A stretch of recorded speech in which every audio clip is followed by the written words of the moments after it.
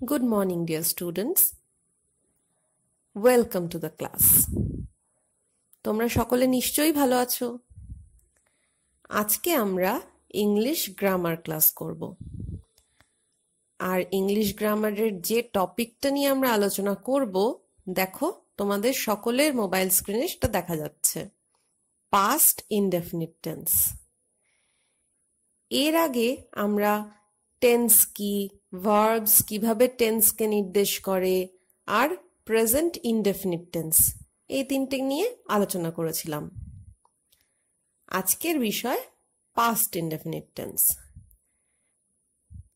Past ব্যাপারটা কি সেটা আগে একটু ভাবি তাহলে। প্রেজেন্ট বলতে আমরা আগে আলোচনা করে নিয়েছি যা বর্তমান, যা এখন, যা ঘটে চলেছে বা ঘটছে বা ঘটে থাকে, সেগুলোকে আমরা প্রেজেন্টের আওতায় ফেলি। আর পাস্ট হলো অতীত, তার মানে যা কিছু পুরনো। এই পাস্ট টেন্সের চারটে ভাগ আছে: past indefinite, past continuous, past perfect and past perfect continuous. আজকে আমাদের আলোচনার বিষয় পাস্ট ইনডেফিনিট টেন্স। চলো তাহলে আলোচনা শুরু করে ফেলি। পাস্ট ইনডেফিনিট টেন্স হলো অতীতে যে কোনো ঘটনা, আমরা তা নির্দিষ্টভাবে কোন সময় ঘটেছিল সেটাও বলতে পারি, বা নির্দিষ্টভাবে সময় উল্লেখ না করেও বলতে পারি, কিন্তু মোট কথা ঘটনাটা অতীতেই ঘটে গিয়েছে। অথবা কোনো বস্তু বা ব্যক্তির অস্তিত্ব সম্পর্কে যদি বলতে চাই, তাহলে তারা অতীতে কোনো এক সময় ছিল কিন্তু বর্তমানে আর নেই। এই সমস্ত ব্যাপার নির্দেশ করবার জন্য আমরা পাস্ট ইনডেফিনিট টেন্স ইউজ করে থাকি। তাহলে চলো এর ডেফিনিশনটা একটু জেনে নিই। Past indefinite tense is used to denote an action completed in the past, or an incident that happened in the past, or something that existed in the past and was true once but now is over and gone. তাহলে past indefinite tense কোন বিষয়গুলোকে নির্দেশ করছে দেখো। কোনো একটা কাজ যা অতীতে ঘটে গিয়েছিল, কোনো একটা ঘটনা যা অতীতে ঘটে গিয়েছিল, কোনো কিছুর অস্তিত্ব যা অতীতে ছিল এখন নেই। তাহলে আমরা পাস্ট ইনডেফিনিট টেন্স মানেই বুঝতে পারছি যে অতীতের কোনো ঘটনা, কোনো বস্তু, ব্যক্তির অস্তিত্ব নির্দেশকারী একটা টেন্স। একটু কি কঠিন লাগছে নাকি? কঠিন লাগছে না, তাই না? আমি জানি। চলো এক্সাম্পলস দেখি, ব্যাপারটা আরো সহজ লাগবে। দেখো এক্সাম্পলস এক এক করে নিজেরা দেখো। আমি পড়ছি। Early human beings lived in caves. আদিম মানুষ গুহায় বসবাস করত। Gandhiji was a freedom fighter. Gandhiji ছিলেন একজন স্বাধীনতা সংগ্রামী। I had many friends. আমার অনেক বন্ধু ছিল। Gogol lived abroad. Gogol বিদেশে বসবাস করত। Last night grandma told me a story. গত রাত্রে ঠাকুমা আমাকে একটি গল্প বলেছিলেন। তাহলে এই যে সেন্টেন্সগুলো আমরা পড়লাম, তার ভার্বস গুলো আগে আইডেন্টিফাই করে ফেলি। দেখো তোমাদের সাথে আমি মেলাতে পেরেছি, তোমরা তো আগে আগেই সব করে ফেলো। তাহলে আমাকে বলো, এই যে ভার্ব গুলো আমরা আইডেন্টিফাই করেছি, এরা কি ঘটনাটা এখন ঘটেছে বা ঘটে এমনটা বলছে, নাকি আগে কোনো এক সময় ঘটেছিল, আগে কিছু ছিল এমনটা নির্দেশ করছে? এই যে ভার্ব গুলো আমাদের সামনে রয়েছে, লিভড, ওয়াজ, লিভড বাস করত, ওয়াজ ছিল, হ্যাড ছিল, লিভড আবার বাস করত, টোল্ড বলেছিলেন। তাহলে এই সমস্ত ভার্ব গুলো পড়েই কিন্তু আমরা বুঝতে পারছি কোনো ঘটনাটাই প্রেজেন্টের নয়, সবটাই অতীতের অর্থাৎ পাস্টের। আর আমাদের মনে যদি এমন প্রশ্ন আসে যে পাস্ট ইনডেফিনিট টেন্সে যদি আমি অতীতই বলি তাহলে অতীতেও তো অনেকটা সময়, তাহলে তাকে কোন সময়টাকে আমি পাস্ট ইনডেফিনিটে ফেলবো? তাতে কোনো সমস্যা নেই।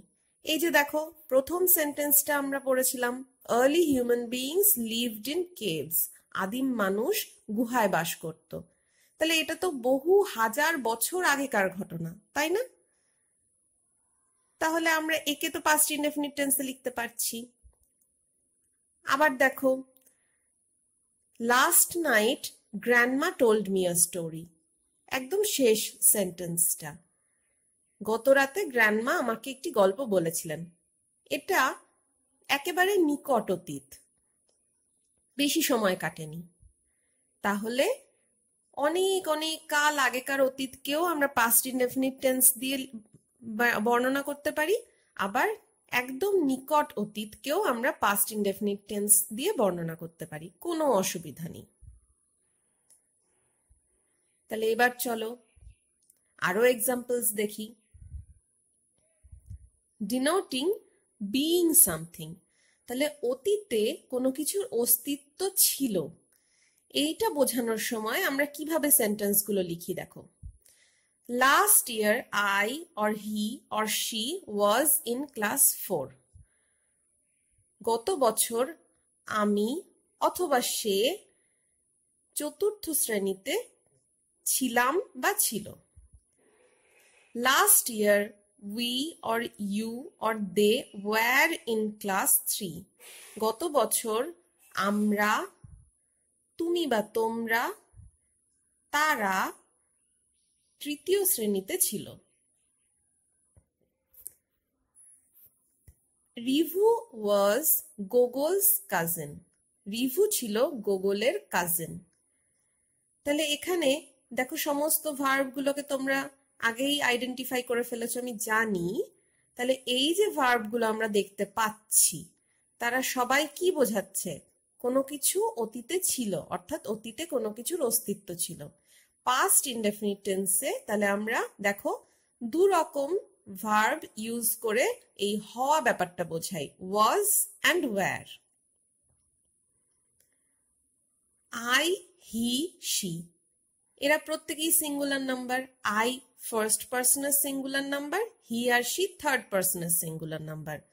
তাহলে ফার্স্ট পার্সনের সিঙ্গুলার হোক বা থার্ড পার্সনের সিঙ্গুলার, তাদের পাশে বসে ওয়াজ। তারপরের সেন্টেন্সে দেখো, we, you, they. We first person plural, you second person singular এবং প্লুরালের একই রূপ তোমরা জানো, দে থার্ড পার্সন প্লুরাল। এদের পাশে কিন্তু ওয়্যার বসে হওয়া বোঝাতে, অর্থাৎ ছিল বোঝাতে এদের পাশে আমাদেরকে ওয়্যার বসাতে হবে, ওয়াজ বসালে চলবে না। তারপরে সেন্টেন্সে রিভু ওয়াজ গোগলস কাজিন, তাহলে Rivu third person singular number, একজনকেই বোঝানো হচ্ছে, সেই জন্য এর পাশে ওয়াজ। তাহলে দেখো কত সহজ নিয়মটা। পাস্ট ইনডেফিনিট টেন্সে অতীতে কোনো কিছুর অস্তিত্ব ছিল বোঝানোর সময় আমরা সিঙ্গুলার সাবজেক্টের ক্ষেত্রে ওয়াজ ব্যবহার করি আর প্লুরাল সাবজেক্টের ক্ষেত্রে were. Next, denoting having something. এবার যদি আমি পাস্ট ইনডেফিনিট টেন্সের কোনো সেন্টেন্স লিখতে চাই অতীতে কিছু ছিল, তাহলে কি করে লিখবো? I or we or you or he or she or they, তার মানে ফার্স্ট পার্সন হোক, সেকেন্ড পার্সন হোক, থার্ড পার্সন হোক, সিঙ্গুলার হোক, প্লুরাল হোক, যে কোনো সাবজেক্ট আমি এখানে নিতে পারতাম।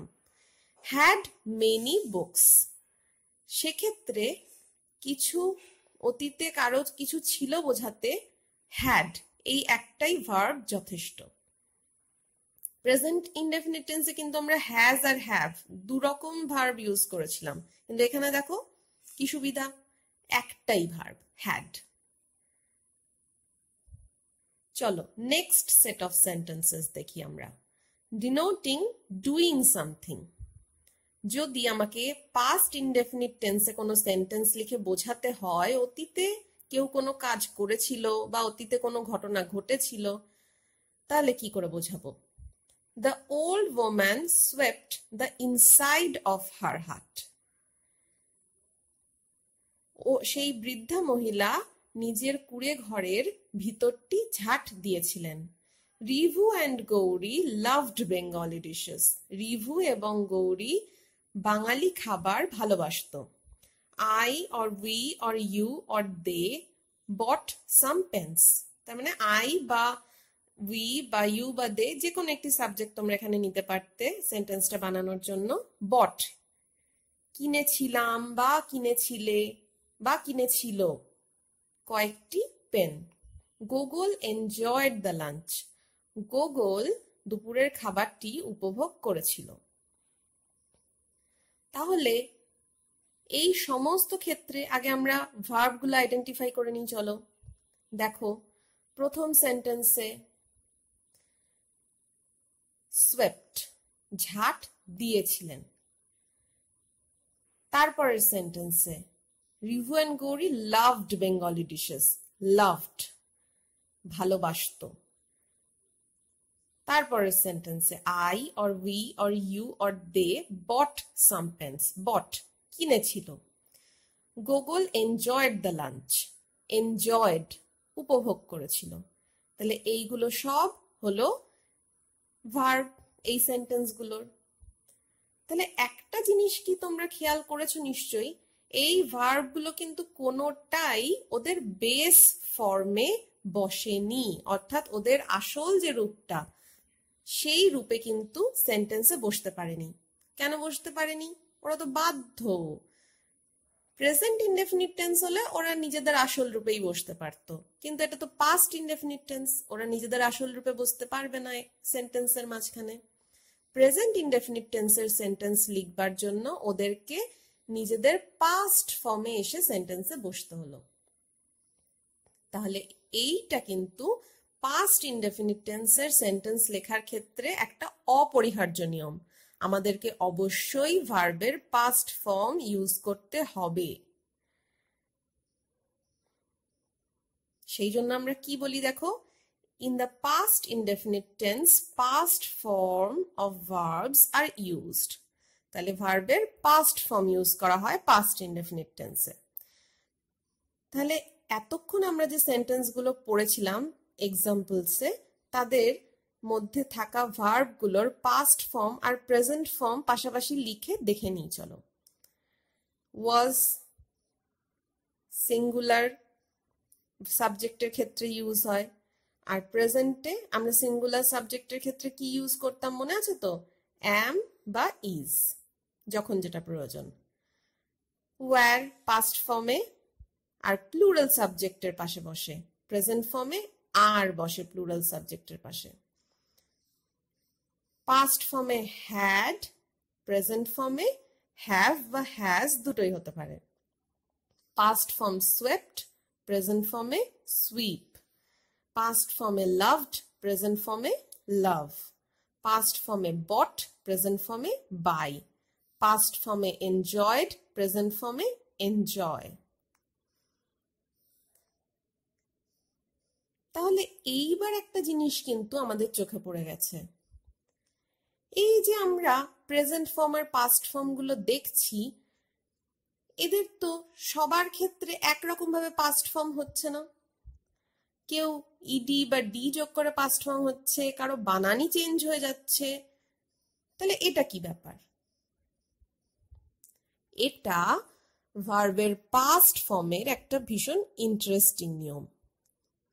সব ভার্বস একরকম ভাবে প্রেজেন্ট ফর্ম থেকে পাস্ট ফর্মে পরিবর্তিত হয় না। কিছু ভার্ব আছে যারা ডি বা ইডি যোগ হয়ে পাস্ট ফর্মে পরিবর্তিত হয়ে যায়। সেই সমস্ত ভার্বগুলোকে আমরা রেগুলার ভার্বস বলি। ওরা নিয়ম মানে, তাই ওরা রেগুলার ভার্বস। আর এদেরকে অনেক সময় ইংলিশ গ্রামারে উইক ভার্বসও বলা হয়। Verbs which form their past tense by adding ed or d are regular verbs.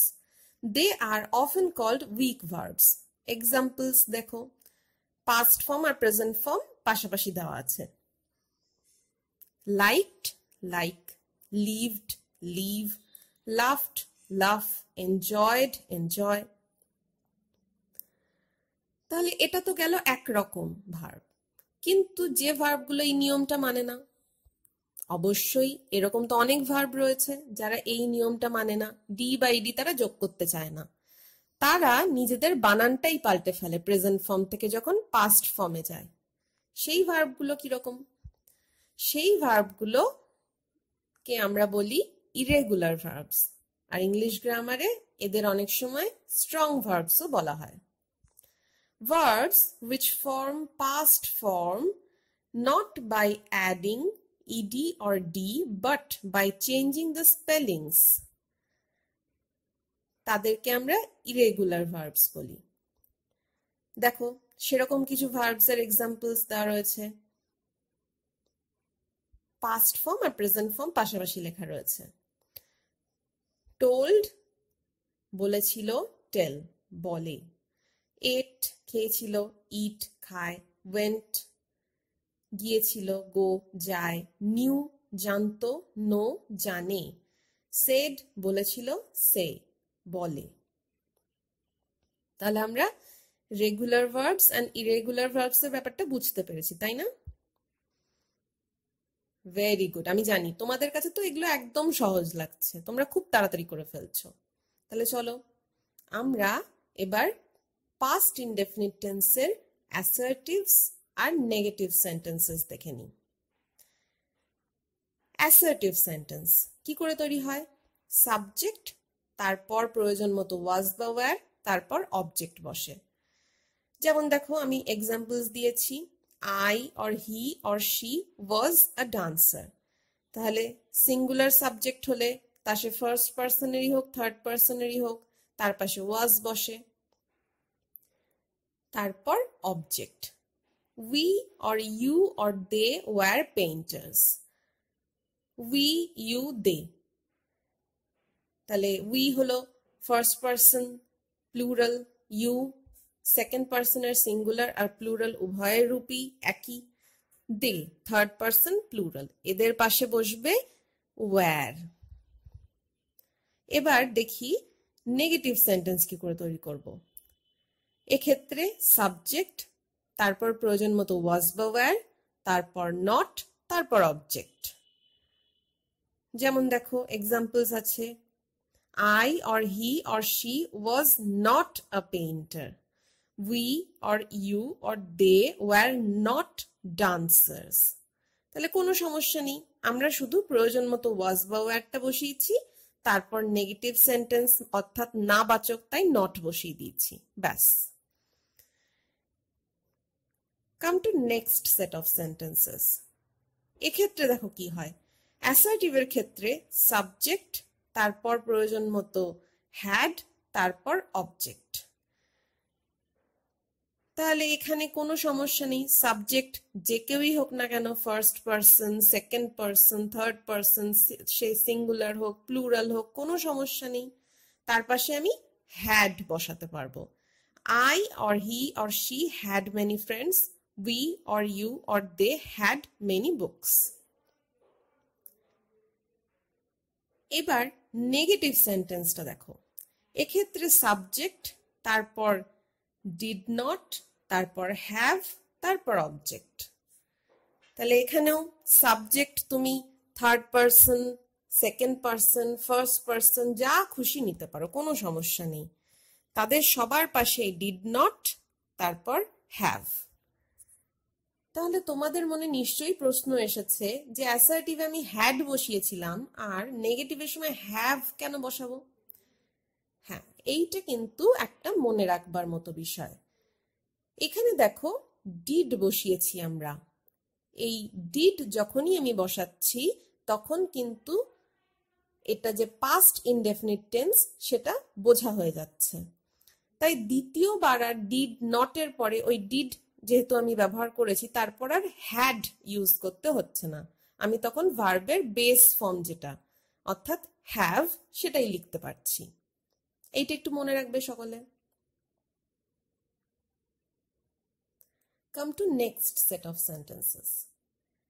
এক্ষেত্রে দেখো অ্যাসার্টিভ সেন্টেন্স আমরা কি করে তৈরি করি, subject plus past form of the main verb plus object.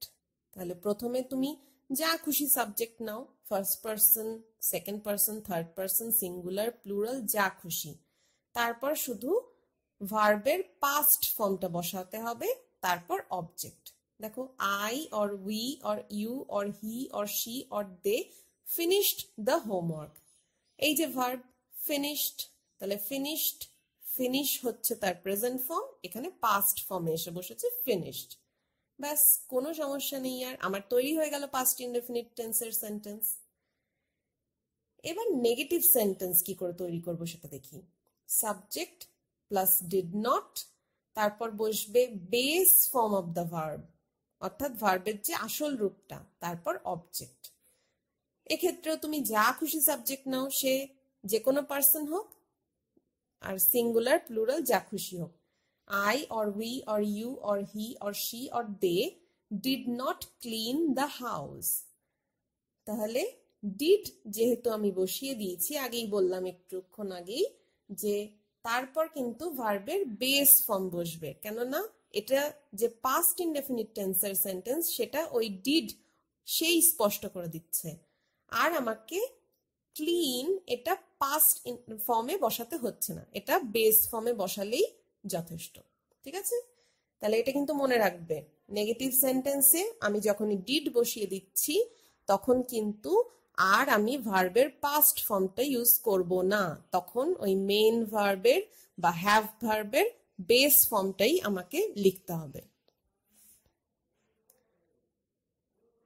তাহলে আমার ছোট্ট বন্ধুরা, তোমাদের নিশ্চয়ই আজকের লেসনটা সহজ লেগেছে, আমার মনে হয় বেশ ভালোও লেগেছে তোমাদের। তাহলে চলো, এই ভিডিওর শেষে একটা ওয়ার্কশিট আছে, সেই সেকশনে আমরা যাই।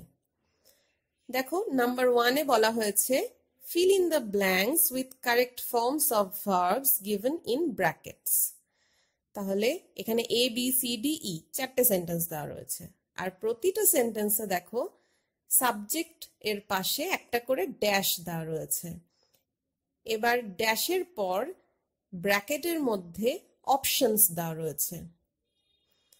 ওই অপশনস গুলোর মধ্যে যেটা কারেক্ট হবে সেটা তোমরা ড্যাশে বসিয়ে সেন্টেন্সটা কমপ্লিট করবে, কেমন? আর নাম্বার 2-তে দেখো কি আছে, read the following verbs carefully and make a chart of regular verbs and irregular verbs along with their past and present forms। তাহলে নিচে কতগুলো ভার্ব দেওয়া আছে দেখো, সবকটা তাদের বেস ফর্মেই দেওয়া আছে, এটা তোমরা দেখা মাত্রই বুঝতে পেরে গেছো আমি জানি। এবার এই যে ভার্বের লিস্টটা আছে, এর মধ্যে থেকে তোমরা রেগুলার ভার্বস গুলোকে আলাদা করবে আর ইরেগুলার ভার্বস গুলোকে আলাদা করবে। রেগুলার ভার্বস গুলোকে দেখো, রেগুলার ভার্বস লিখে তার নিচে একটা জায়গায় লেখা আছে পাস্ট ফর্ম, তার ডান পাশে প্রেজেন্ট ফর্ম। তাহলে ওইখানে রেগুলার ভার্বস গুলোর প্রেজেন্ট ফর্ম লিখে তার পাস্ট ফর্ম গুলো তোমরা ঝটপট লিখে ফেলবে। আর যেগুলো এর মধ্যে ইরেগুলার ভার্বস পাচ্ছ, সেগুলোকেও দেখো আলাদা একটা জায়গা করা আছে, সেখানে প্রেজেন্ট ফর্ম গুলো, প্রেজেন্ট ফর্ম লেখা যে হেডিং লেখা আছে তার নিচে লিখে পাস্ট ফর্ম গুলো তোমরা লিখে ফেলবে। ঠিক আছে, একদম সহজ কাজ, একদম দারুণ একটা ইন্টারেস্টিং লেসন। তাহলে আজ এইটুকুই থাকবে, কেমন? আমরা আবার নেক্সট সেশনে নতুন কিছু শিখবো, দারুণ কিছু শিখবো।